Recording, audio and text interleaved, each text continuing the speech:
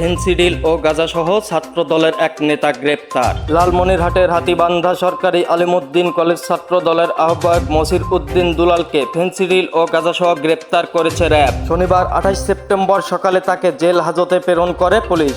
এর আগে শুক্রবার তাকে রংপুরের কাউনিয়া উপজেলার বালাপাড়া সুফিয়া পাম্প এলাকা থেকে 40 বোতল ভারতীয় ফেন্সিডিল ও 5 কেজি 300 গ্রাম গাঁজাসহ গ্রেপ্তার করে র্যাব 13। অন্যদিকে কাউনিয়া থানার সূত্রে জানা গিয়েছে, গোপন সংবাদের ভিত্তিতে র্যাবের একটি দল ওই এলাকায় অভিযান চালায়।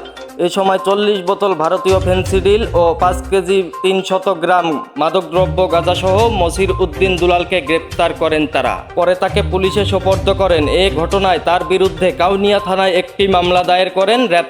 মসির উদ্দিন দুলাল হাতীবান্ধা উপজেলার গড্ডিমারি ইউনিয়নের 9 নং ওয়ার্ডের বাসিন্দা। দেশ টিভির লালমনিরহাট জেলা প্রতিনিধি জামাল বাদশার তথ্য মতে, এ বিষয়ে হাতীবান্ধা উপজেলা ছাত্র দলের আহ্বায়ক রুবেল হোসেন জানান, তিনি বিষয়টি লোকমুখে শুনেছেন, খোঁজ খবর নিয়ে সাংগঠনিক ব্যবস্থা নেবেন। কাউনিয়া থানার ওসি SM শরীফ এ ঘটনার সত্যতা নিশ্চিত করে জানান, মাদকসহ আটক মসির উদ্দিন দুলালকে শনিবার জেল হাজতে প্রেরণ করা হয়েছে এবং তার বিরুদ্ধে মামলা দায়ের করেছেন র্যাব 13।